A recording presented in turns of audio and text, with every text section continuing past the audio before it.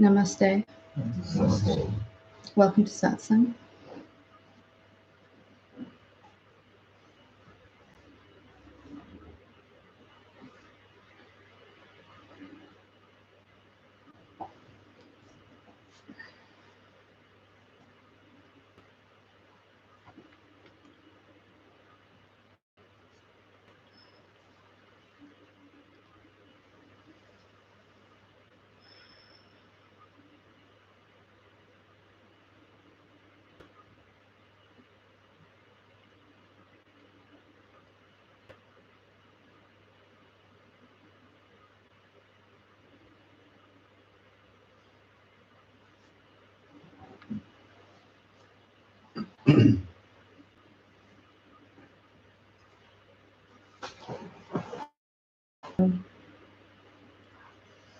As always, I'd like to start really with talking about what Satsang is for. Why are we here? You know, not the existential why we're here, but why we're in this room or watching this right now. But most human beings live their life from a very surface level experience of reality, a very sort of skimming the surface of reality, and there's nothing wrong with that at all. But if you're listening to this now, it's because you don't want to do that anymore. And Satsang is a place for that. Satsang is the place for an opening to occur, a realization, moving into a more expansive way of living, a realization of something deeper inside yourself, something more fundamental than perhaps we've touched upon before. So in that spirit, I'd like to ask you to listen with an open mind, to listen with a willingness to be wrong about how we've thought reality is, or how we've thought that we were, what we thought we were, to perhaps be open to that deeper understanding that is ready to present itself simply by making space. How do we do that? We do that by being willing to be wrong, to be willing to accept the fact that maybe there's something greater about you than you've touched upon before. Excuse me.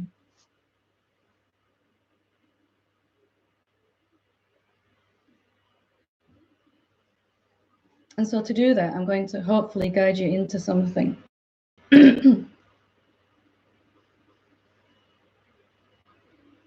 And it's really that what occurred to me when I was waking up was that most of my life I'd had it completely backwards. Most human beings are absolutely certain that what they experience from the moment they wake up in the morning, when you open your eyes and you get out of bed, or while you're still in bed, and as you go throughout your entire day, your whole experience during the day, that is the most real part of your experience. That is the most valid part of your experience. And perhaps that the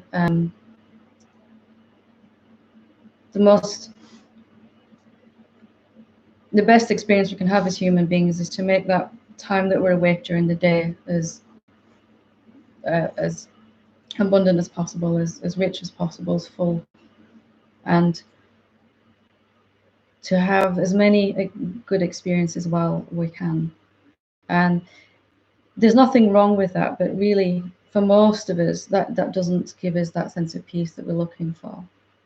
It certainly didn't for me, because it left this gaping hole in my experience. Like, one of these days I'm not going to wake up, you know, one of these days my eyes won't open.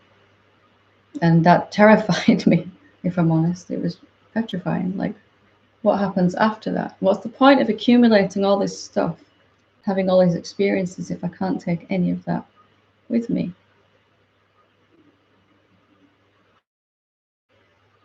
In a waking state, most human beings are moving around in their world and interacting with other beings and talking and having relationships and all of that stuff, which is great.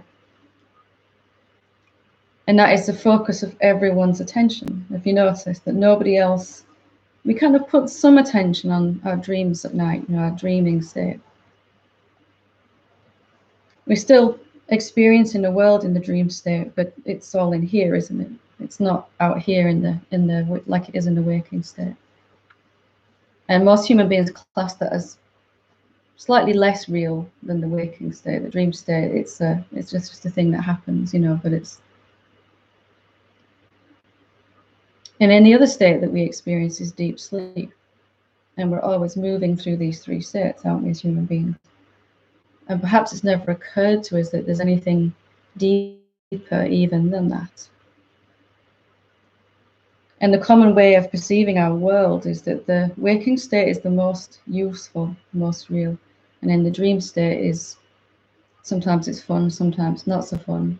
You know, some people can get really good at controlling their dreams or knowing that they're dreaming and all that stuff. And that deep sleep is a time when I'm absent in a way. I'm not really participating. There is no world, nothing going on. And it's a kind of necessary but pretty much useless experience. You know, there's nothing, I can't experience all of this when I'm asleep. But to experience what we really are, we have to be willing to turn that on its head. What if the waking state, what happens from when you get out of bed to going to bed at night time, is perhaps not unreal, but the least real? What if that was the most surface, but where we believe that we're moving around and interacting with all these other beings? And the dream state is slightly more real, where I'm kind of interacting in my world still, but it's all going on in here. I'm not projecting ideas of other beings out there, other places, other situations. And even deep sleep as perhaps the closest we can get to reality before waking up, where there doesn't seem to be a world and there doesn't seem to be any time, there doesn't seem to be any experience going on, no memories. So if we're willing to turn that on its head, what is it about deep sleep that I love so much? What is it about nighttime? Why am I so happy to get into bed if I value this waking state so much? And why am I so reluctant sometimes to get out of bed? And it's really this sense that this world arises. Everyone that we know, everything that we know, everything that we've accumulated in knowledge and acquisition and experience wakes up in the morning. And it's really a very surface level of our experience. But there's something deeper than all of those states. There's something that watches all of those states. There's something about you that's present even in deep sleep. There's something about you that never goes to sleep.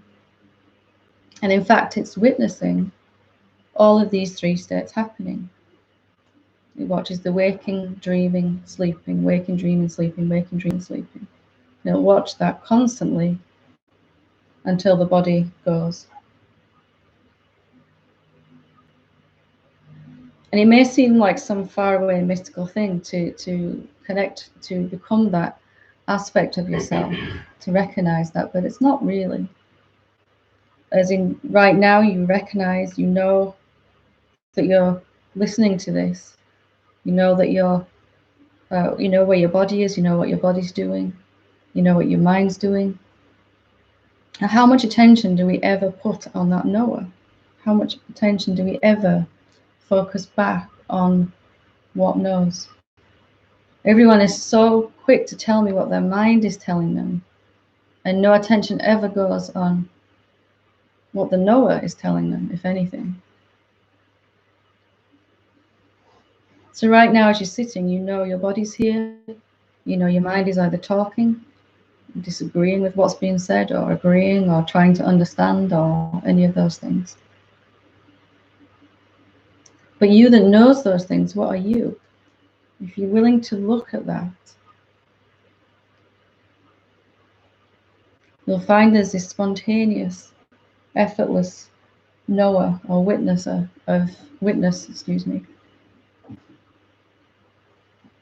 all of this that's going on. It instantaneously knows whether you're awake, dreaming, or sleeping. And you can tell me, once the waking state reappears, you can say, for that whole 8 hours last night, nothing happened. There was no experience, no time, nothing. Interspersed maybe with a few. So this is witness, this deeper you is watching even in deep sleep. What does that mean? It means it doesn't sleep. It doesn't need sleep. It doesn't need to wake up. It's already beyond those 3 states.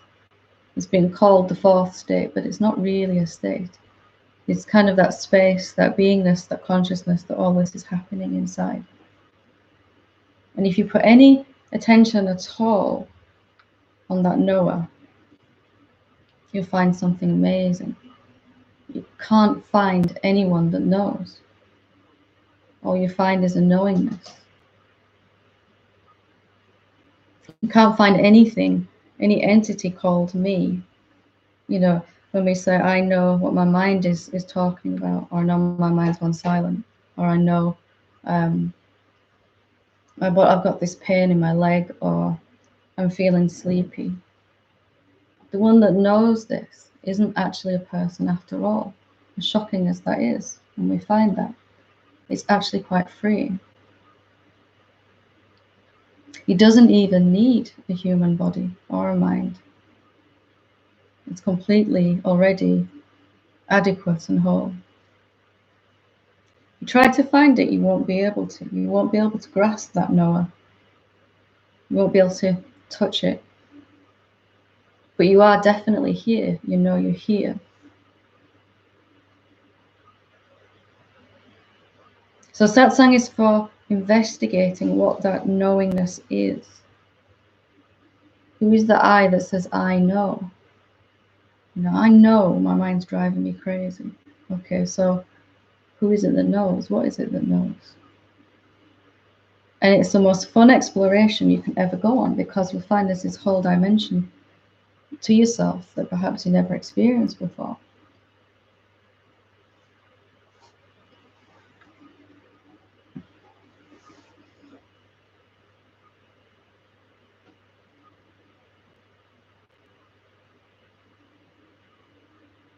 And at first it's an epiphany when you realize there's something beyond my body and mind that I've just always called me. Never really looked at it, never really understood or put any significant attention on it.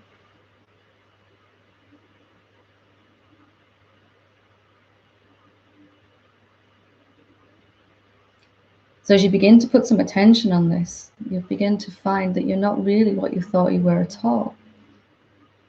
That you might find that you've actually never really discovered yourself at all.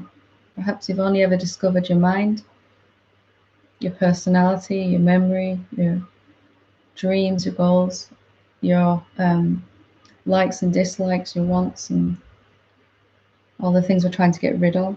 All of that is happening in our mind. That there is this pure self that's untouched, is watching our body and mind constantly.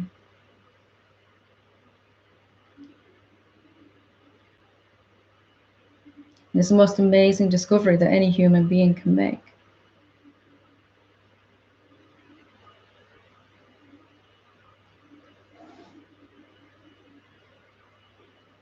So I would urge you to put some attention on what is it that knows. The very moment a thought appears in your head, you know it's there, instantaneously. The moment the waking state appears in the morning, you know, I'm awake. Don't have to think about it. It's not a thinking, is it? Even perhaps sometimes you can catch yourself as you're falling asleep at nighttime. I know I'm going to go. Yeah.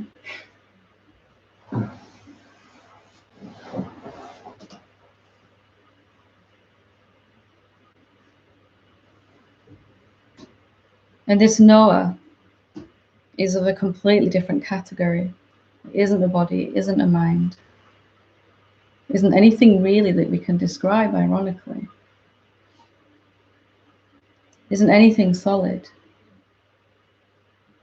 And yet all of this is happening inside it, all of this. The waking state happens inside. But if you touch upon this knower, You'll find only knowingness. And if you look a little bit further, you'll begin to see that this was here even before your body appeared. This was here, silently watching all the time your body is here and your mind. And that it will be here long after each body is gone. And that it's stable and that it's eternal. Because it wasn't born, it's never going to die. It can never come to an end because it's not a thing.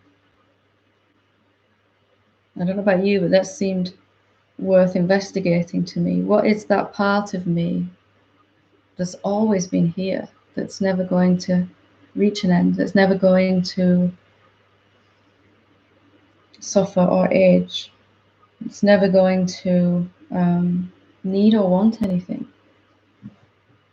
What's it like to live as that place that doesn't need anything, even while my body's still here?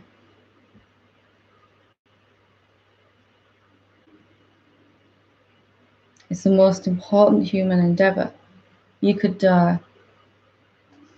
travel to the other side of the universe if that was possible, and it wouldn't compare with this. And I'm sure it will be possible at some point, but it still won't feel like this. Like knowing what you truly are. And ironically, with this body and mind, you can recognize that which was here before they appeared.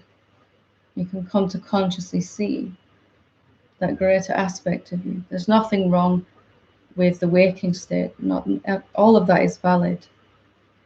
But just find out who's enjoying it. Find out who's watching. Who really is this I? And you begin to fall in love. You begin to find something pretty amazing. There's a part of you that's already immune to thoughts. That's already completely beyond mind. It doesn't even have to choose whether to be affected by or not by thoughts. And that's worth investigating, isn't it? That's like really worth investigating. What stops people from realizing this is firstly not knowing it's there. You've cracked that one because you're sitting listening to this. There is something to discover. And then a lot of crazy beliefs that we all have, that it's hard or that it takes a long time to find out what you are. But as I had those as well. It doesn't have to take a long time. It doesn't have to be difficult. It can be a joyful exploration, a diving deeper into your own self, below the surface where all the noise is, and into that peaceful quiet that's already totally silent.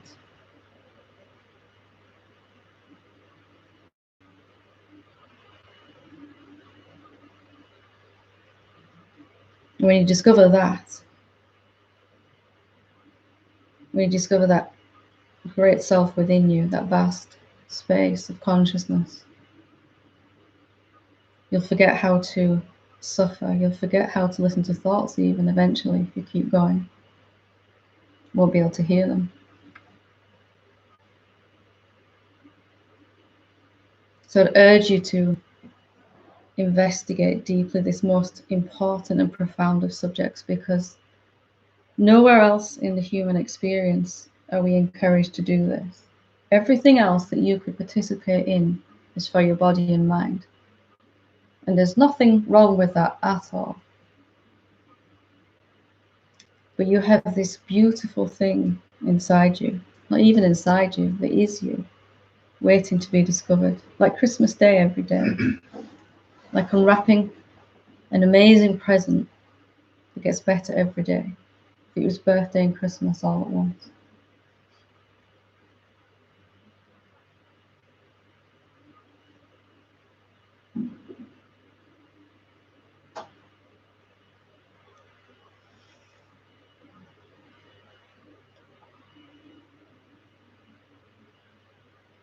So I'd really like to hear from people who would like to discover or discover deeper. I'd really want to engage with questions about how you access that, how we find that, how we become established as that. So if anyone wants to share or has a question, come and sit in the hot seat. It's not actually hot, by the way.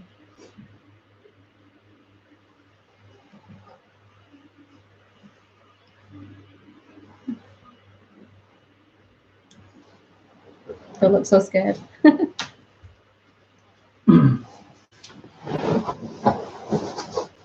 I've only been coming a few weeks, and I found that I can sit with the silence. I'm doing that 2 or 3 times a day, and I find that the negative committee in my head has quietened quite a lot. You've got a committee. You've not just got one voice. You've got a whole committee in there. Well, when I first sat here at my first, I was having a particularly bad time with my anxiety and stuff, so there was a committee at that time. But now I find them dealing with things differently, and I'm letting, like you've said, sort of like the decisions help themselves. Yeah. And I've done that. I found that works. It's quite fun, isn't it? It's quite fun, and I'm not like I'm expecting a bolt of lightning, but I'm hoping I'm on the right track, that's all. Well, are you feeling gradually more peace, more often, and for longer periods of time? Yeah. Then you're on the right track. Yeah. It's good to check, though, isn't it? Yeah. Yeah. It is. Because there's nothing, when you sit with the silence and your eyes are shut, there is nothing there, which there shouldn't be, because it's the formless, isn't it? But I think at first I was expecting to see something. It's a bit, yeah, it's like, wow, this really is like formless, like empty. And where I sit at work, I sit with a server. And as I sit with the silence, it seems to, the noise it makes seems to almost be louder, like it's surrounding me more. Yeah. Which is a bit, first couple of times that happened, I was just, is that? Yeah. Yeah. Sometimes the silence will be so loud, it's like a ringing in your ears. And it's a bit paradoxical, like how can silence be so loud, so prominent all of a sudden? And it's really more that the silence has always been there, we just never noticed it because we're so focused on the noise going on up here, but as attention has gone more and more to that silence, how it feels as if somebody's turning the silence up and turning the thoughts down on like a dimmer switch. But the silence has always been absolutely there. It's just more and more our attention is going there automatically because something's falling in love with that silence inside. And sometimes it seems somebody turns that switch right up. And sometimes it's not there, but that's all right, because the next time I try it, it seems to be there. Yeah. So if you can establish yourself noticing that silence is the first step, which you've done. And then the second step is to check and see, am I looking at that silence or am I looking from it? Sounds like a weird question, but if I'm looking at the silence, then it'll seem to be an experience. I'll seem to be a me listening to silence or tuning into silence, and I'll have some very nice, very deep, very profound experiences. But if I can ask that question, am I looking at it or from it? Because if I'm looking from it, that means that I am that silence. If I can prove that within myself, how to do that is just to ask that question and really want to see. By now I'm always big on questions. And if you confirm within yourself that you are looking from that silence already, you are that silence, and it's been used to looking at thoughts, and then it's turning around to notice itself, to recognize itself. What happens then is you can't lose it anymore, because it's not an experience you're having. If you're here, silence must be here. Yeah. Can you see the difference? Yeah. If you're not a me tuning into it, but you're actually recognizing, but I am that silence. Amazingly, I've never noticed that about myself until now. Then you'll have the experience of it staying, of it being a constant, more and more. That will just become obvious at some point, but I must be already silent to hear my thoughts. How could you hear the committee if you were making noise too? You must be already silent, even if you had to hear a noise if a car drove past outside. You must be silent already to hear it. It just becomes clearer and clearer as you sit with that silence, in that silence, and then as that silence. It's a shift of identity. And it happens by itself, just by wanting to do that. Yeah. Very good. Keep going, so. Yes. Thank you for sharing that. That was really good. Anyone else like to share?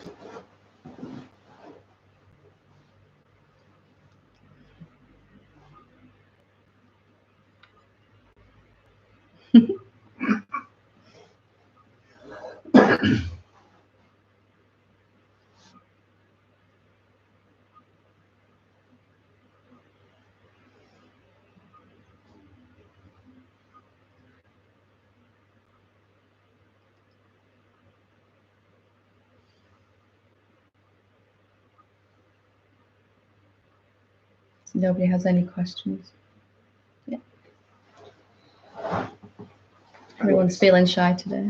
Yeah, it's more. It's not so much a question as I don't know where I am at the moment. That's what I'm saying, really. So I don't know what to say. I know I spoke to you today earlier.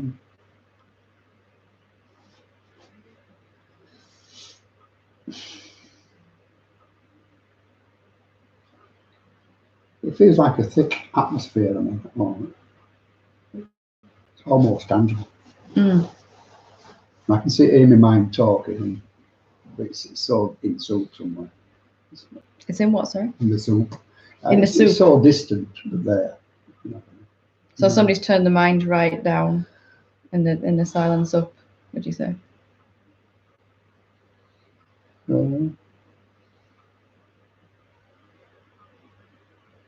Sort of blended into one. I can't explain it. I can't really explain it. It's like a thick atmosphere, and the thoughts are all going on in there, but it's like it's can't explain it. I don't know. That's what I'm saying. That's why I sort of said I didn't want to get up and speak, but.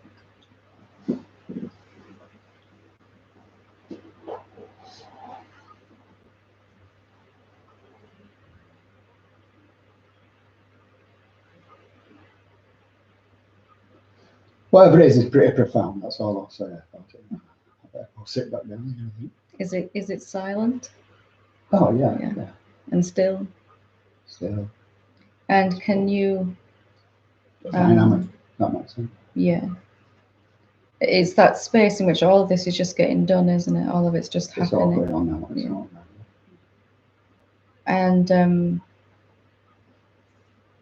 it doesn't really matter there, does it, whether thoughts are happening or not? That's what I'm saying. Yeah. Which is a different way to be, isn't it? For most human beings are sure that they need the mind to stop and to experience where it doesn't really matter. Yeah, it's a strange thing, isn't it? Somewhat like that. I mean, it does matter sometimes. It's still dragging back in now and again. I realise, but when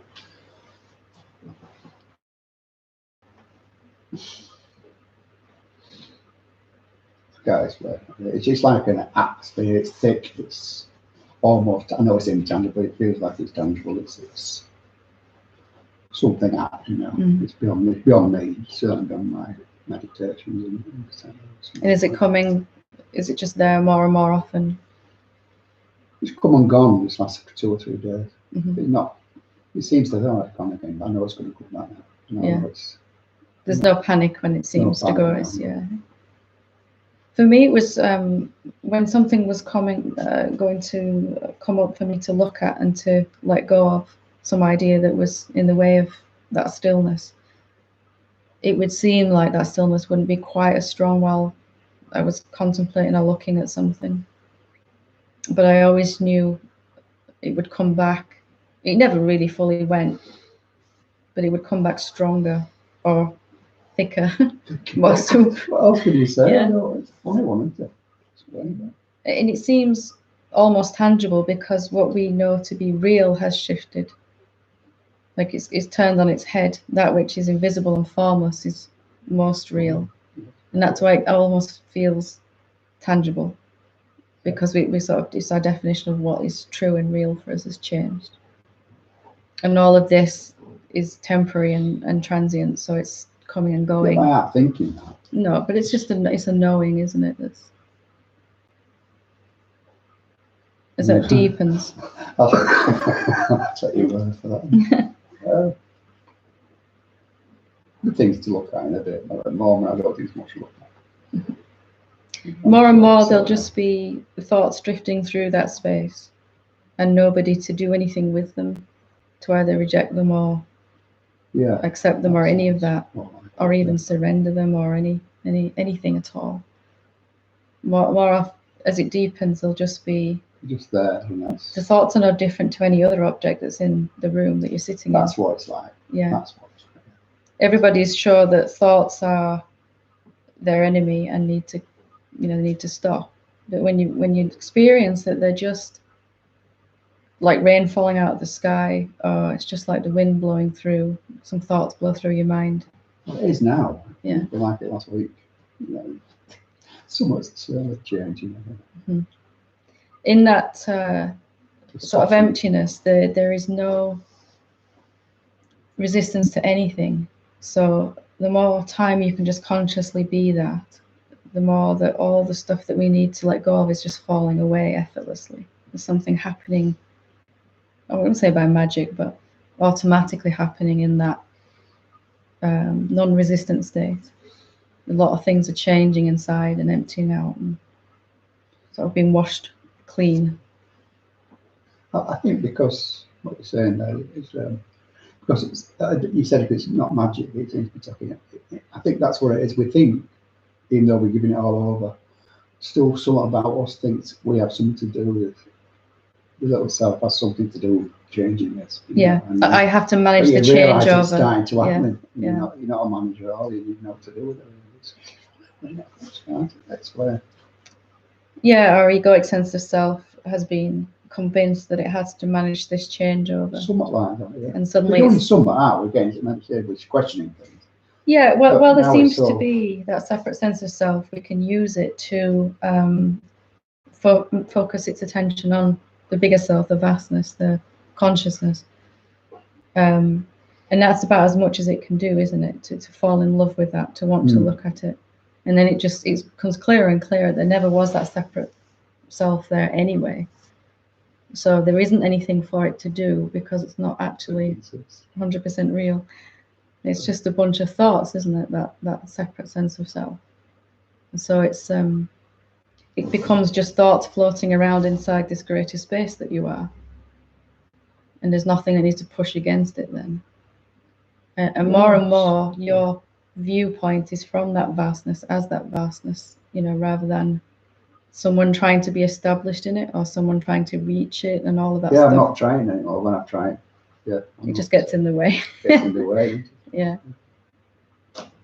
So how to deepen in that? There's nothing at all you can do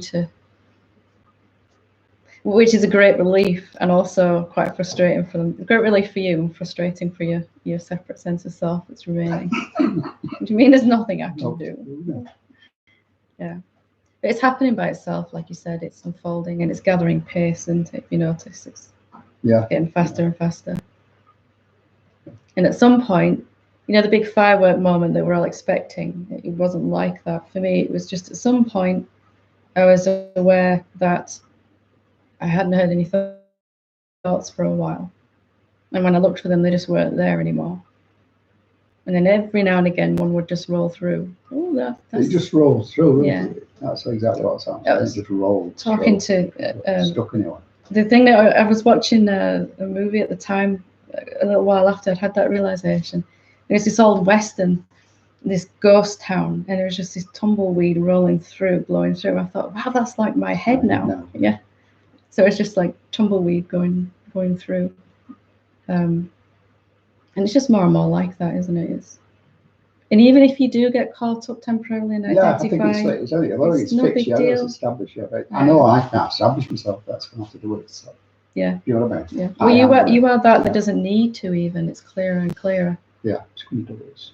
some switchover's happening by itself because you've seen what you are, you've seen you looking from it, you've confirmed that bit, as we were talking about before, and in the recognition that I am that, I'm not just aware of it, I am that space, that consciousness, then everything else that needs to happen just gets sorted out, really. Magically. Yeah. All the things that our egoic sense of self was trying to do, to get rid of itself somehow, which is a fun, never-ending story. Yeah. Look forward to it.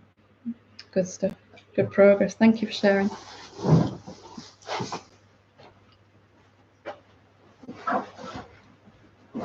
Anyone else like to share or ask?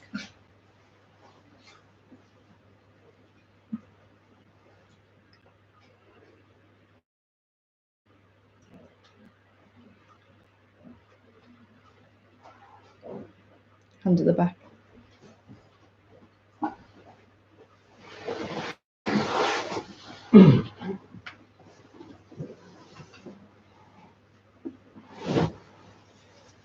Just from what Steve was saying, I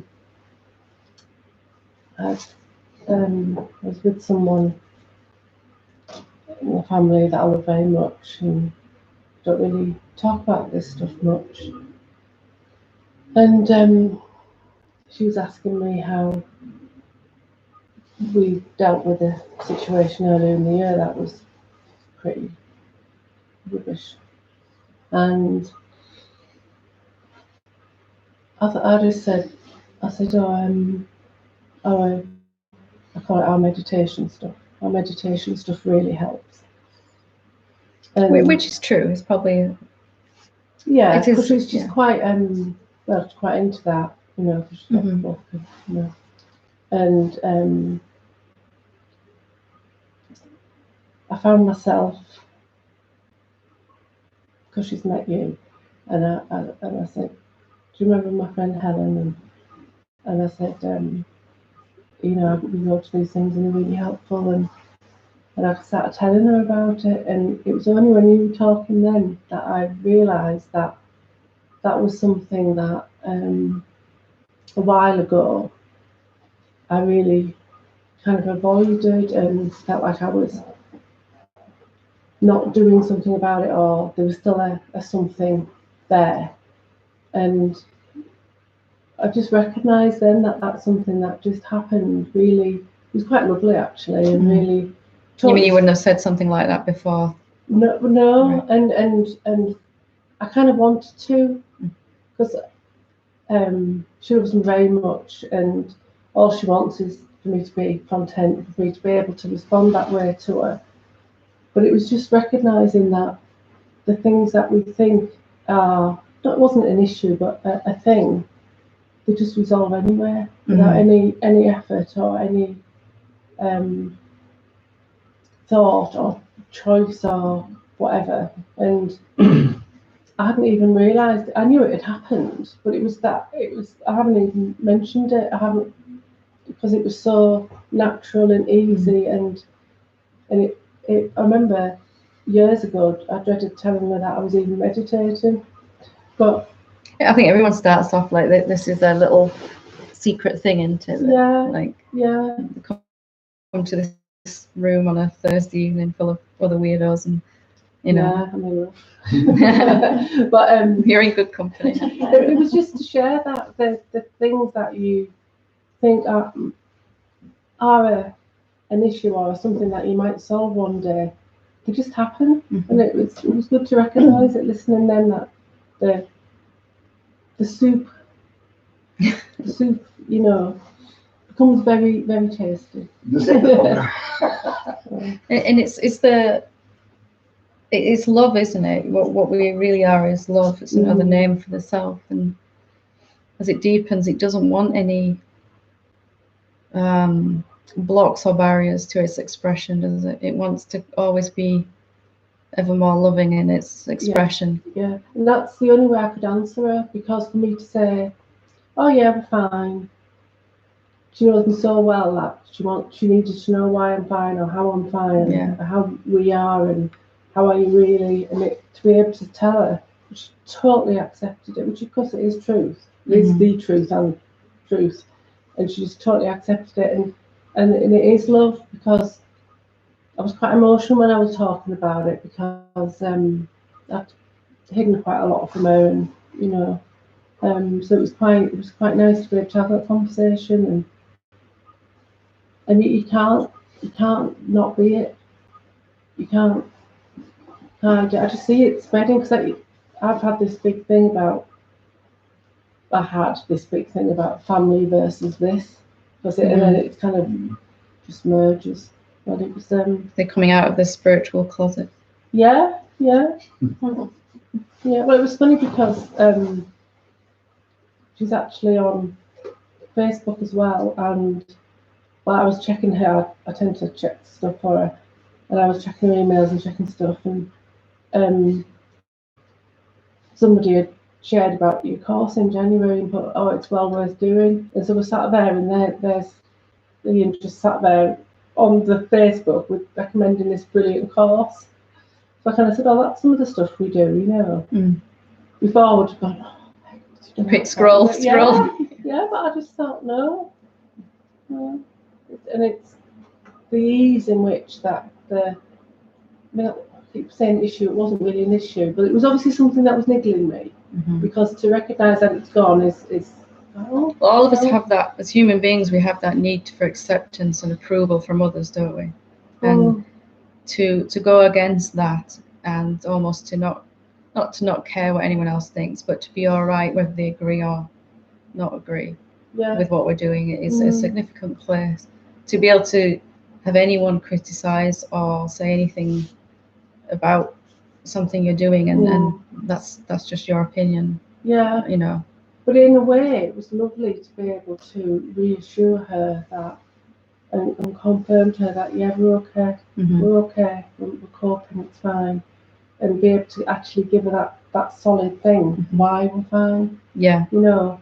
I found that with a lot of people in my life, they don't really want to know why I'm fine, as long as they know I'm fine. Yeah. That's fine. And she wouldn't just have accepted, yeah, we're okay. She actually very, very firmly asked me, and how are you two doing? How are you really doing? And I thought, I can't bob her off, because we're sat in a cafe right opposite each other, and I had to be very honest with her. And I didn't even think about it though, it just happened.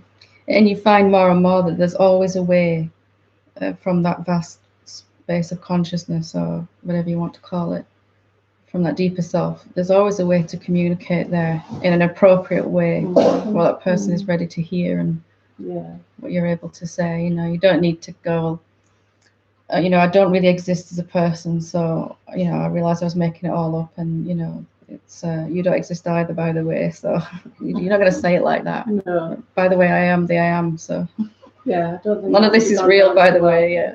But you can say it in a way that's they're able to hear and absorb, and it's always appropriate, isn't it, from the self to the self. When I think about it, we're like almost a month off a year when it all kind of kicked off, and she's obviously, I mean, she has asked me how I am, but she's obviously wanted to really know in all that time, and to know that she's obviously not constantly been worried about it, but needed to ask that. It was lovely to be able to just do it. Yeah. Excellent. I know that's been one of your issues. Yeah. Bringing those two worlds together. Yeah. So challenges, we should say. Yeah, but I realise that there isn't anything to do. I don't have to go around waving this flag. I believe this. It just happens, and with the rest of the family as well. It's simpler now. Yeah. You know, so just wanted to share. Well, thank you for sharing that, because it's something that comes up for a lot of people, you know. Yeah. Thank you.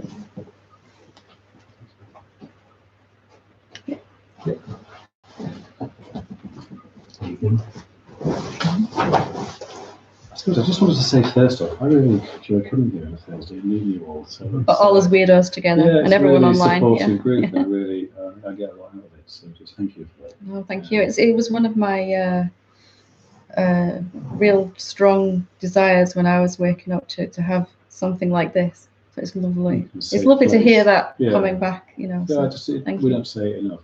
It's just what I say. It's appreciated. Thank you. A friend of mine has been diagnosed with lung cancer and brain cancer. And it's really serious. Mm-hmm. It's one of these where you've got sort of 2 months to a maximum of 2 years before you die. And she's not a really close friend, but I've met her a few times. And I suppose I was just looking for almost advice about how to deal with it, because there's a bit of me inside wants to scream, "Yeah, don't die. It's eternal. You continue right through. There's nothing to worry about. It's all going to be okay. In fact, it's exciting." Yeah. You know, she's probably not seeing it that way. No. Although she's in the best possible place to have a chance of seeing it that way right now. Sometimes, and none of us would choose to have that experience, of course, but she's about as most prone to wake up out of the dream right now as it ever gets. Yeah, I just don't really know what to say, that is all, or how to help in that one. Because obviously you don't say all the things, keep them inside. And I bounce along being jovial, upbeat Nick. Yeah. But I'm not helping in any way, really.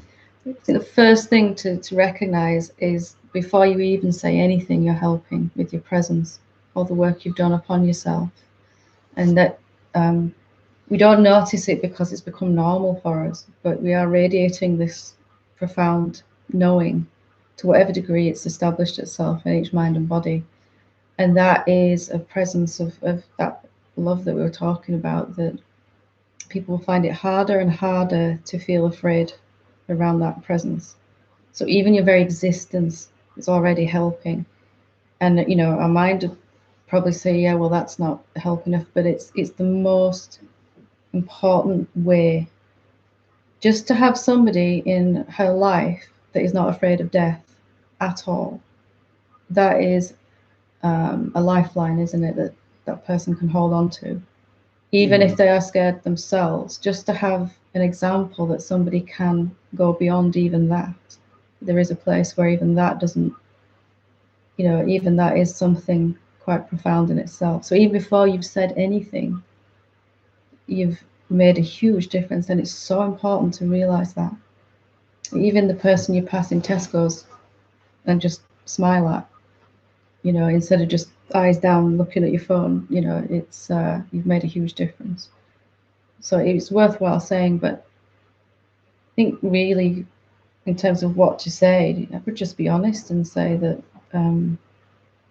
you know, she's obviously going to be feeling a lot of emotions and going through all of that.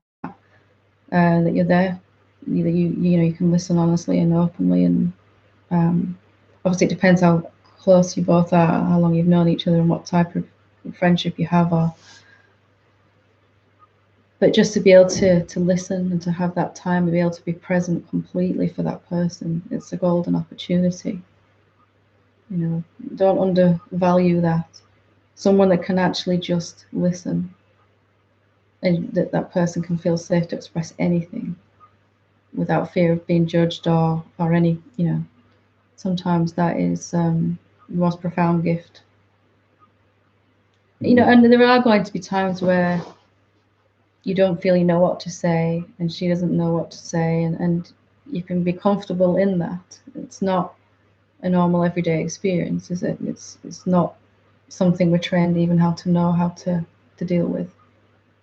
So maybe just start with that and say, we'll fumble our way through this one together, you know. Yeah, that's helpful. I suppose because my bias is I like to take action almost. I think you started off by saying actually just being is a good start. It's not appreciated or valued by society, and you won't notice it within yourself because you've been applying and becoming, and you won't. It's just who you are now, so you won't recognize really just how much more awake you are and how much more you're radiating this, because it's normal. If you turn that dimmer switch up on the light, you know, if you had a dimmer switch on the light first when you turn it up, it seems really bright, but then you get used to that and it just be normal. You turn it up again, wow, that's a bit full on, but it's normal then, you know. So what that means is we walk around going, well, I'm really not that awake because I don't feel like I'm oozing with love, but you can see the effect it has on other people, and that it makes them feel safe and comfortable and want to be around you, basically. And that's the best gift I think anyone can ever give, just to be able to be present fully and not being, you know, sort of paying attention to what's going on in your head rather than what that person needs from you in that moment. To someone who's connected to that infinite source of love, or is that infinite source of love, that you can just give freely without any fear of running out or being drained or all of those ideas that human beings have. I think you'll find it a very cathartic experience for both of you to go through. Maybe already even, you know. Already, I say. Yeah. And what wonderful gift that if she has to go through this, that she has you there for her. That's just pretty amazing. Thank you for sharing that. That's lovely. I hope it's of some help. I mean, nobody knows what to actually say, and I think that's the best thing to be honest about. You know, you can't say, "Oh, it'll get better," or you know, you can't say the usual things that we say. You know, time is a healer and all that we would normally say to people suffering. It'd be nice to somehow take some of that fear away. Well, you can, and you are. Just to sit in that and be that open, that presence of awareness. We're doing magic even while you're sitting there. I had the good fortune to be able to sit with my dad while he was leaving his body, and it was one of the most beautiful things I've ever experienced. Everybody else in the room didn't see it like that, but it was something I'll never forget, because I, you know, could be there and in, you know, he wasn't conscious towards the end, but when he was conscious, he wasn't scared, which was a miracle in itself. I'm not saying why I did that, but it was just different. It was different, you know, and that's a miracle in itself. Just to know there's somebody, and he even said there's somebody in this room with me that's not scared of dying. That means something. That it's not actually a scary thing to do. He's, you know, even though he couldn't get there himself at that point, he knew that I knew something he didn't, which gave him comfort. I'll put that into a logical sentence, but I know you know what I'm saying. Yeah, so it was actually a beautiful experience, really, to observe from where I was at the time. I don't mean I wasn't doing cartwheels, or you know, everybody else was upset, but not telling jokes, no. And there was, of course, compassion, because everyone else was in a lot of pain emotionally, you know, and there were tears and everything because of that. But it was definitely a gift, a huge gift for both me and my dad to be able to do that together. It was quite wonderful, really, in a lot of ways. So that's the only other thing I wanted to say. There'll be a lot of positives that come out of it for both of you. It doesn't have to be all bad. Thank you. Don't underestimate the power of your presence. It's a huge gift. Thank you for sharing that with us. It was lovely too.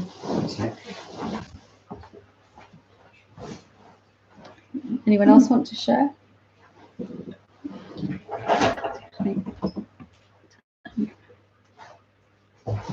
just wanted to follow on from that. What Nick It's a tough act to follow into, though. Yeah. Two parts, really. Two things that came up from that question. One about the dimmer switch going down, because I'd felt really quite alive with energy and buzzing after the retreat, and that lasted for quite You some flew time. off from Scarborough. Yeah, and it lasted for ages, and it was like, is this it now? You know, kind of thing. And then I lost my buzz, and I was like, oh. Yeah. And then I got a little bit back, and I feel like I'm finding the balance. Mm-hmm. But it's how to avoid that feeling of disappointment when something ends. But obviously, everything ends Yeah. Except peace. except peace. Everything So- ends except peace. Yeah. So the peace was still there, but the buzz was gone. By buzz, you mean like sort of lots of energy and. Yeah, it was like electric, and everything was in HD Yeah. kind of feeling for a long time. So when that seems to go, it's important to notice that the peace is never gone. And if the peace is enough for you, right? At first, the peace is enough for everyone because we're so used to suffering. As it deepens and we begin to experience bliss and joy, and sort of, I could run a marathon and don't need to sleep that night type of thing going on. It's whoa, I didn't know. It's like a whole new world. The way to get around when they seem to disappear is not to want them back. If you want them back, now I must clarify, something inside you will want them back, but you just be that self that is just here. Yeah. You never wanted them in the first place. They are byproducts. They are symptoms of your self-recognition, peace, love, and joy, and effortless abundance and energy, and all of that. That wonderful flow. And so it's not, you don't even need to need or want them. And if you want them, they'll disappear. If you try to hold on to them when they're there, they'll disappear. And of course you're going to hold on to them at first because they feel so good. I feel alive. Everything smells and tastes and looks so amazing, and the colours of the orange and yellows and greens of the leaves and all of that is spectacular. But if you recognize that they are ways that your mind and body will live from knowing what you are, so such they can't disappear. They will seem, as we were talking about before, to diminish a little, but when they come back, they always come back stronger. Like waves. For me, it was like waves coming up the beach. It come in so far, and then it recede a bit. Next time it came in, it came further up the beach. Nice. And in the end, the going back and forth is so small, and it advances, and then it does this, and you're just swimming in it, so you don't even notice if it's diminished a little. And even if it does, it's like, well, it's ebb and flow, isn't it? Yeah. As something comes up within your mind and your body to be looked at, that's in contrast to what you know yourself to be, there'll seem to be this little diminishing of it. Yeah. But as soon as you look at that, I'm willing to look at that, it'll come back stronger. Yeah. Feels like things sort of recalibrate themselves. Yeah. Much quicker. Yeah. And I know from somewhere. Yeah. That it will become instantaneous. Yeah. And it'll just be.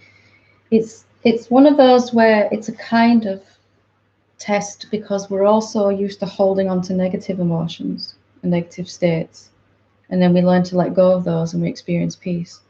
And then when bliss and love and joy and happiness and all of that start to come, what are we going to do then? Are we going to hold on to those even?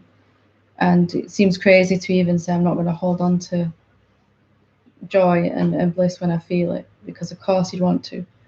But if you recognize it's part of the natural state, the natural way of being, then there's no need to hold on to it. It'll just be there, more and more. So it's natural we form an attachment to bliss and love and actually feeling alive for the first time ever. Well, it almost felt too much at one point. Because it's still been held as an experience, been held separate.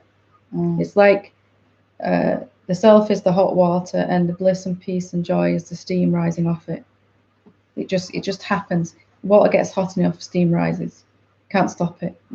So there's no need to try and hold on to steam or push it out. It's just going to happen. That's more and more. The absence of any ability to be scared about anything is going to result in bliss and joy and all of that, isn't it? And we have to have a taste of it then to learn to not hold on, because as human beings we just, this is nice, I want this, but even that isn't your job. You are just that stillness. And the more you don't cling on to anything, even the most profound states, don't cling on to even them. Knowing that in just letting them come and go, they'll just be there. Anything you kind of grab a hold of now will seem to vanish. Unless it's a negative emotion, then it'll say, would you like to come and play? Yeah, let's have a chat. We haven't spoken in a while. So, okay. So thank you for that part. So part two. Part two. Is I'm about to start a new job, and it's in a hospice. And I will be working with parents of children who have suddenly and unexpectedly passed on. Right. So that I know will be a real challenge, and I'm ready for the challenge. Again, what Nick beautiful said, thing that you can be there for them. Yeah. That's just amazing. Yeah. So I'm glad what Nick said about his friend and about your response was actually just music to my ears, because I feel there's nothing really else I can do. No, and nothing else needed. Any words that come from that emptiness will be spontaneously appropriate and comforting, and just exactly what is needed to be said. And even if it seems shocking when you're saying it, it's the trust there that this is what these people need to hear. Yeah. And just to be that person who can absolutely be present for them. There's no greater gift. I mean, even in a moment of such horrible pain that they're going through, most people would have to experience that by talking to someone that's not really listening, not really there. They're just waiting for their turn to talk. Yeah. Or trying to make them feel better so that they feel better. You know, which is a noble thing to do. I don't mean not, but to be with someone who doesn't need anything at all, and that can handle it if they fall apart completely. Yeah. Give them that space I to can't make it better. No, so and you don't need to. The need for that is gone, hasn't it? And just your knowing of that, without even opening your mouth, is going to give them the freedom to perhaps express a lot more emotion and not worry about the social, rules and niceties that we're supposed to observe, and perhaps just to absolutely let go. And who knows what it will look like, but it will be exactly what they need in that moment. Yeah. But it's funny because everybody that I tell, apart from you just now, winces. And it's about the last place any human being would want to be, isn't it? But from that place that's before the mind and body, that there is the power and the love and the capacity to embrace even that, isn't there? And that perhaps the worst thing that any human being could go through would be to lose a child. I mean, I don't know, but it's one of those that there's a reason it's happening now, when you know that, because you can be, and I would love to see awakened beings in many more roles like that. I mean, it's the most taboo subject of all, death, and especially of a young one, isn't it? Yeah. So no real tips apart from just be present, isn't it? Yeah, as selfish as it sounds, your own awakening is the best gift to the world, because you're just radiating evermore this healing, comforting presence, that will numb the worst of the pain, for those people. And there's no better gift you can give. And just to for them to experience that somebody can go through that and even want to volunteer to be with them at that time. It's a time when probably most of the human beings will try and avoid them because they don't know what to say or do. And it's a beautiful gift to be able to just be there. Okay. So there's nothing specific really, but you'll know with all these situations, just like any situation in life, you'll know what to say, what to do. And usually that's not a lot, just to be there. There's nothing that can be said to make it better, but you're already being what you are. That's the most healing of all, and it should not ever be overlooked. And you'll see more and more the effect it has on people. And it's like you said, you can't ever run out. No. So whether they need understanding or love or compassion from you or just silence or space, you can give that freely. If you need to give them time or energy or anything that they're drawing upon you, and you know that you can't run out, what a wonderful gift to not be able to kind of close up, but also not drain yourself at the same time. Yeah. That's hugely I important. think it's when, in the past, when I've done these kinds of roles, before I went on this journey, I did burn out because I was resisting. Yeah. Whereas now, I don't think I will be. You probably find it's just an overwhelming sense of gratitude that you can be in that room at that time, you know, and that'll just keep you very, very open. And wonderful. Yeah. Thank you for sharing. Anyone else like to share? Time for one more? Yeah, can I? Do you have another hand up there? We'll come Well, to you. No, it's fine. We've got time. First. I've not got a question as such. I don't think it's a question anyway. It's more of an explanation of a shift in attitudes. I mean, I've had a one-to-one with you, so you know what's been going on. And if other people don't, this last 3 years, I've lost both my parents. I've been nursed them lived with my dad for the last 12 months up to when he died. My mother died the year before. So it's been, they were 90-year-old, they were getting old. So it's life doing its thing. So I'm not thinking, oh, somebody's taking, you know, it was just that it was an hard thing to go through. During that time, I formed a relationship with a gorgeous young lady that I fell madly in love with, as we've spoken. And during this time, when mum and dad came first, of course, so that just had to be ticking over as best I could. But I'd invested a lot of my time and emotions and basically nearly every fibre of my being in this relationship that were going to be when I finished with mum and dad. That were my future, that were my time. Unfortunately, she didn't see it that way and it came to an end. Now, when mum and dad died, that were a big hole in the soul, and when that went as well, I've been trying to nurture it for the best part of 12 months anyway, trying to get it back, I think, really. And so it just left me devastated, crushed. I couldn't believe what were happening to me. I didn't know whether I thought I deserved this now because of what I've done, although I don't want any brownie points for looking after mum and dad. That what I was read, that's just love for family. That goes without saying in my mind. But as a result of that, it left me crushed, and I haven't been doing this all that long. I think I've only been coming about 4 weeks. Steve introduced me to you, and I've bought the books and I've read them and I've been practicing the stuff. But I found it difficult to do it because my mind's been chaotic with all this. I mean, 3 weeks ago I was suicidal thoughts, as you know. I spoke to you, and I wouldn't have done anything stupid, but the thoughts were there. What's the bloody point in? I think we've all been there. What's the point? That's why we're sitting here listening to this. Yeah, I've got everything worldly, material stuff. I'm sound, but in my soul, we're just dead. Yeah. It was just empty. There was nothing there. I remember that feeling myself. Sat in a chair, wouldn't that, for 2 hours, and I didn't even want to move. I wanted a cup of tea, and I thought, can't even get out of a chair and make a cup of tea, you know. No TV. I want to watch telly for. Pick the paper up, and that sort of thing. Now, I've been doing what you told me to do. Just tell everyone what your question is.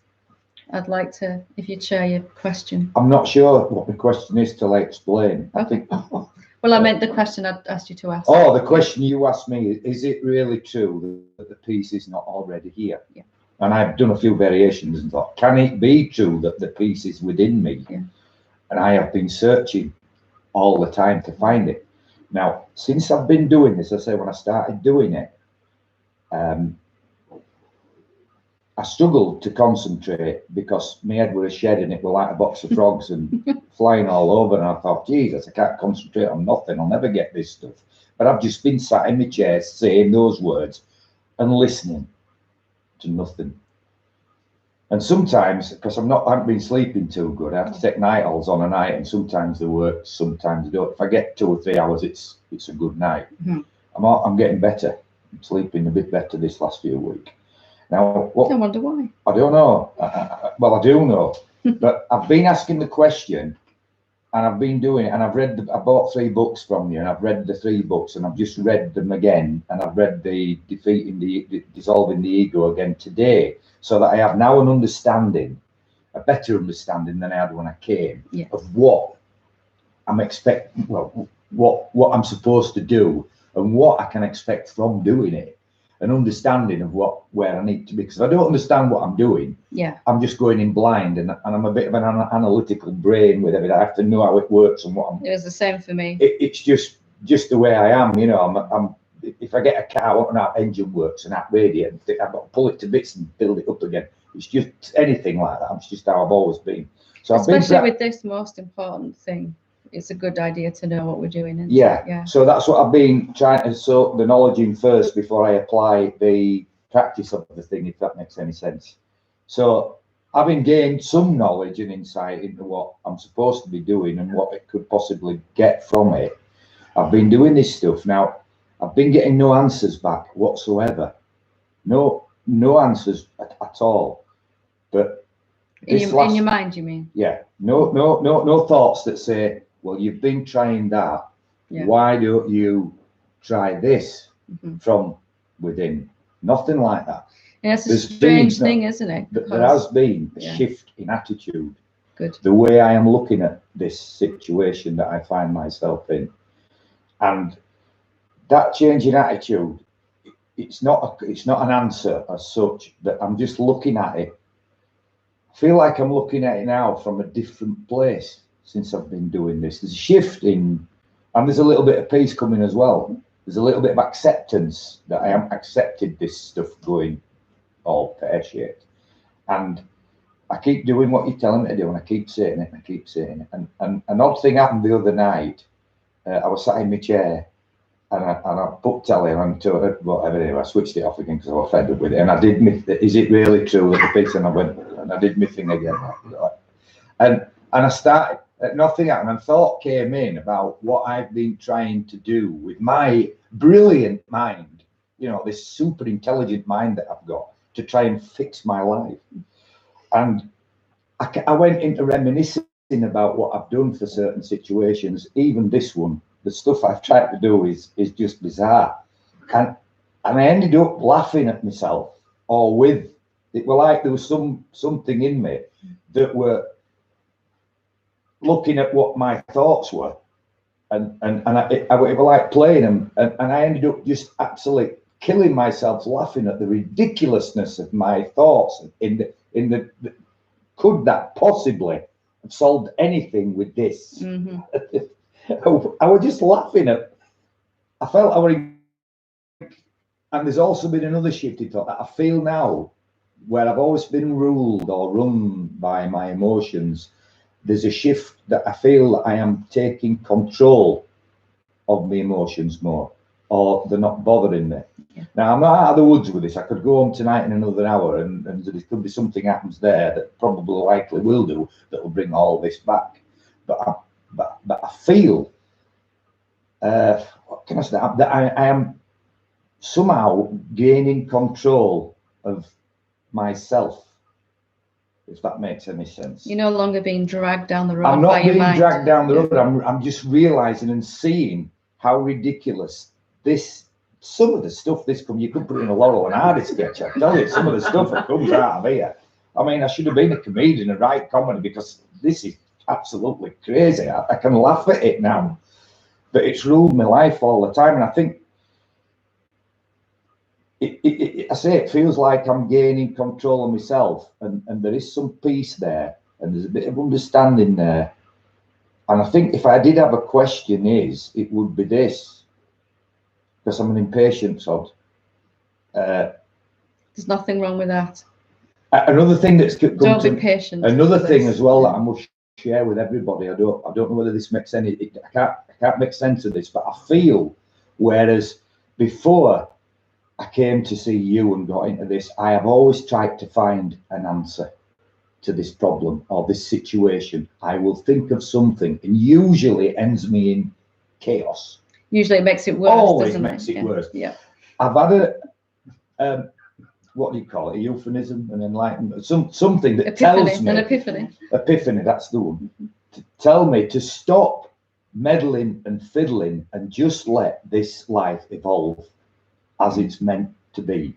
And don't meddle, don't send text messages, don't fiddle, don't try and just leave it like I've always usually done. Oh, I wonder, you know, when I pray to God and I think, well, I'll leave it a few weeks and nothing's happening. I'll just send a text to that and see what's happening. I'll just give God a hand. God's on another case. He's a bit busy today, so I know he wants me to do this. Justification to get myself into more chaos. And that's what happened, you see. But I'll clear it with God first, because in my head, you're busy with her. I'll do this, God. You know, and then, what have I done again? I've done it again. I've got this feeling now that just let it come and let it happen and let it evolve.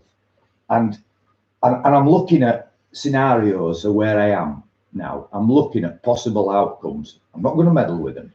But the answer I'm getting from every scenario, and there's quite a few things could happen now in my life. There's quite a few doors opening, and I'm not doing anything. I'm just watching it now. And the thing I'm getting back is whichever thing happens, whichever road I go down now, it'll be okay. Yep. I'm getting that feeling that whatever happens, it doesn't matter. Even if I know what I'd like to happen. Yeah. But if that thing doesn't happen, I'll still be okay. And now my question is this. Go on. I'll get to the question. With me being impatient, is there anything I can do to accelerate? I've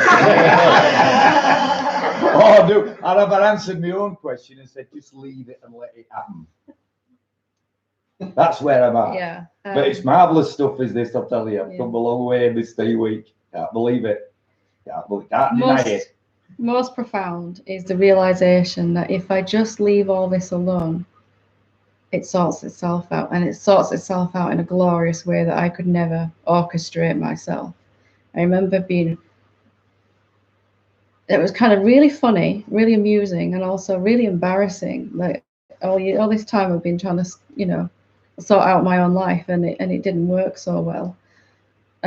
So I kind of understood what you've just said about if I'm just watching the options and seeing what happens, then what you can do to speed that up is to go deeper inside yourself. You can never, you are that peace, but you can never get to the end of how deep you can go into that experience. And that's not a thing I say lightly. Every day, every time you ask that question, you'll experience more peace. And the answer is the most profound answer, which becomes how you're living, where you're living from, that shift of attitude that you said, or living from a different place where thoughts and emotions just don't pull you, they don't affect you. You're almost immune to them, and you are immune to them eventually. So to make it faster is to go deeper inside, to completely forget trying to change all this. Notice where something is trying to change it. Somebody's still trying to, up here, still trying to give God a hand, because he's obviously a bit busy. Going to get involved in that. You don't have to stop it, but just go, I'm going to sit inside my own self in my own peace. The more you fall in love, it seems paradoxical that the more I turn inside and the deeper I want to go and experience and explore myself, everything out here is going to sort itself out. And not only sort itself out, I'm going to be given much different options than were available before, much better. And each option that I let go, something better is going to come. I go, that's more like I'd like it to be, but still I'm going to sit on the sidelines. And then the next one will be even better. It's totally 180 to how we're taught as human beings. I grab the first opportunity for happiness and hold on with everything I've got, whether it kills me or not, So the deeper you go inside yourself, what does that mean in practical terms? It means falling in love with that peace in all the times and places where you don't think you can find it. In front of those people that really push your buttons, or those places that really stress you out, look for it there too. Yeah. And if you're here, it must be here. Yeah. Right? Fall in love with it and become unwilling to accept ever being separated from it. It's already happening. It is happening, and I know I'm really grateful that there's a shift here from where I was even a month ago. I'm really grateful for that, and I don't want to push it and rush it and chase it. But there's a realization is that I've seen more Christmases than I'm going to see, that's for sure. And I've just realised that everything I've been trying to fix in my life never worked. And another realisation is I've spent most of my life running away from me. Yeah. Running away from myself. As well as trying to fix it, I've spent most of my life just wanting to get away from this. Yeah. And doing anything I can to try and just get shut of it and not being able to do it. So, you know, I want to enjoy it for whatever I've got left. Now, I know that you say about you won't worry about the dying, but I'm not there yet. Well, I still want a bit more of this before I die. Work in progress. Oh, absolutely enjoy the time you have. Absolutely. I mean, that's why we have these bodies. But do it knowing what you really are. Yeah. So you're not living the rest of that watching a clock tick down and then dreading an end, you know. So just keep looking. Just keep looking. Yeah. Never, ever assume that you've reached the end of it. Right. Never, ever close. Never assume that you're awake. Right? Or you've reached some final end. There's always more every day. More peace, more love, more joy. Wonderful.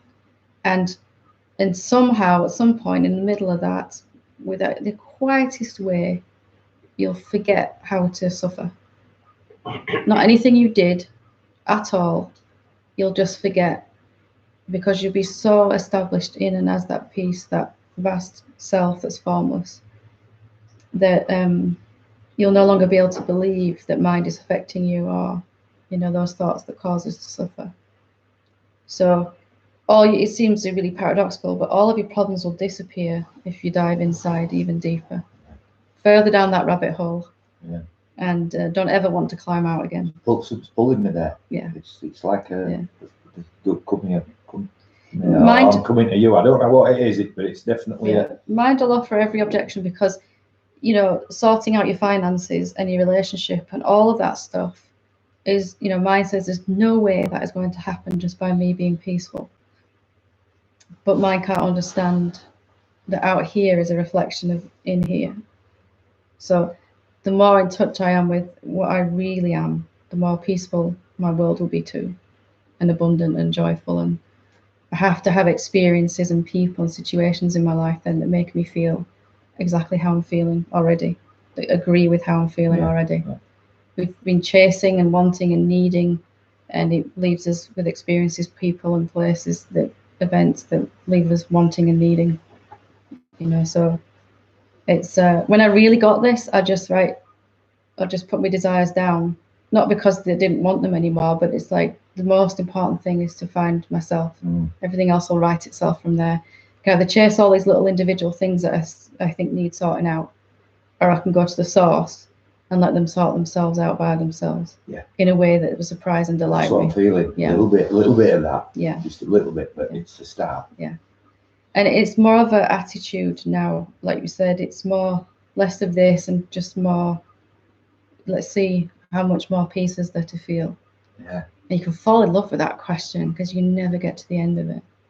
The more established you are in peace, the more it'll begin to feel like love as well.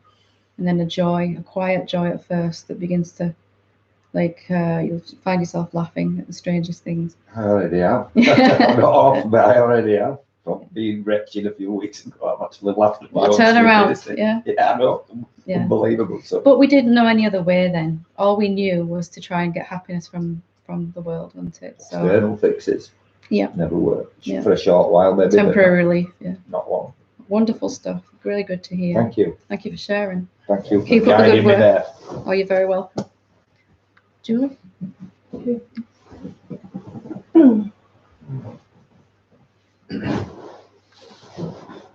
It's just a quick share, really.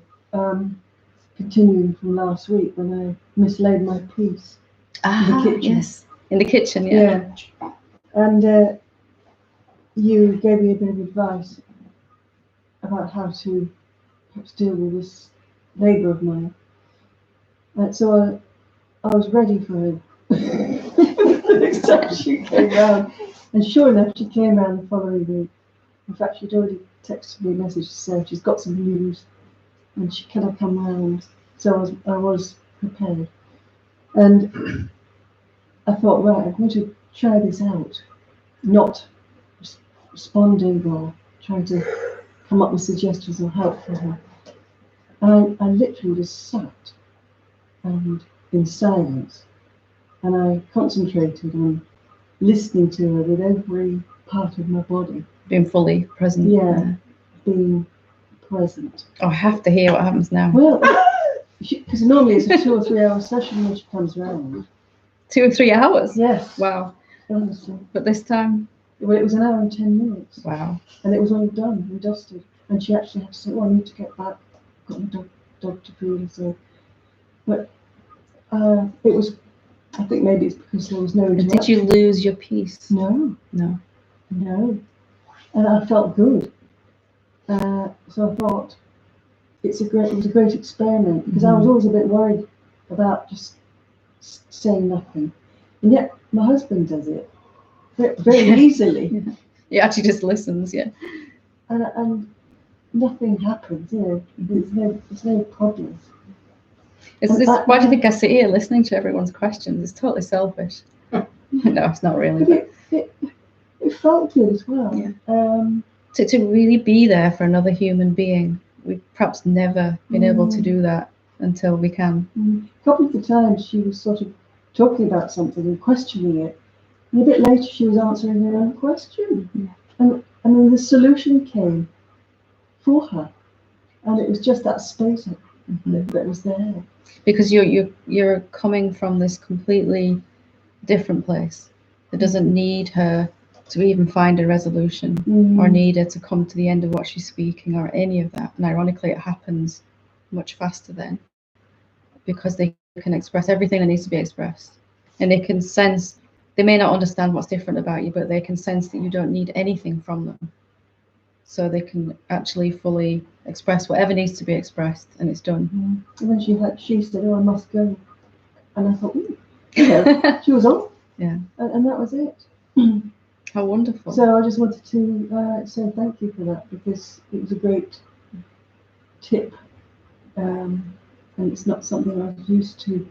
We kind of brought up to, you know, if you're asking me a question, while I'm listening, I should be thinking of how to help you. You know, that's how we brought up. Yeah. And, you know, now I sit here and somebody asks me a question, I've got no idea what I'm going to say or how I'm going to help. And I still don't, even as these words are coming out, I've got no clue. But I know whatever comes out will be something that's extremely helpful, because I've got no idea, you know. So, and it just emerges spontaneously from that stillness, doesn't it? When you're present completely. Again, it's contrary to how we're taught to act, that we should think and prepare and plan. And there is a place for that, of course, but miracles do happen in that silent space, you know. And then just touching on the illness thing, I've had 3 serious illnesses in my life, and the first 2 were when I was much younger, and this 3rd time was with my husband. And when you're frightened and upset and unsure of what's going to happen, it's quite true that the only thing you want is normality around you.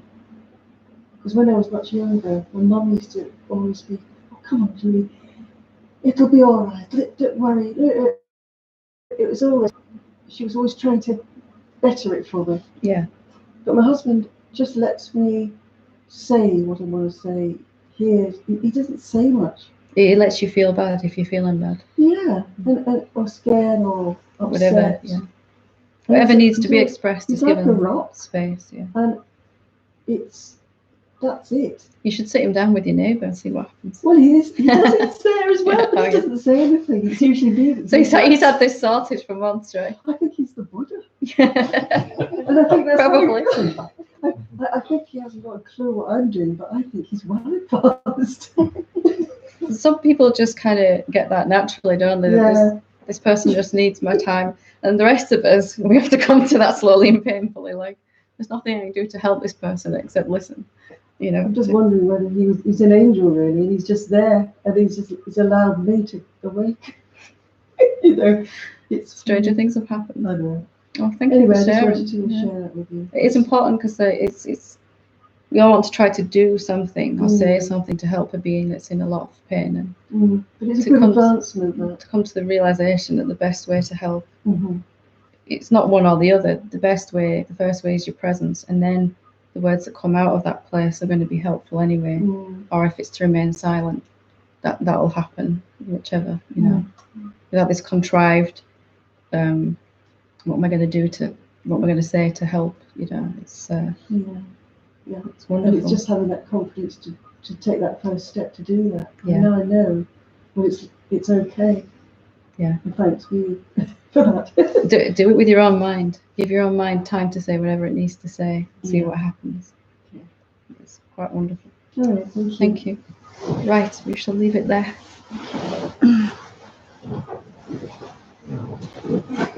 Thank you very much. Namaste. Namaste.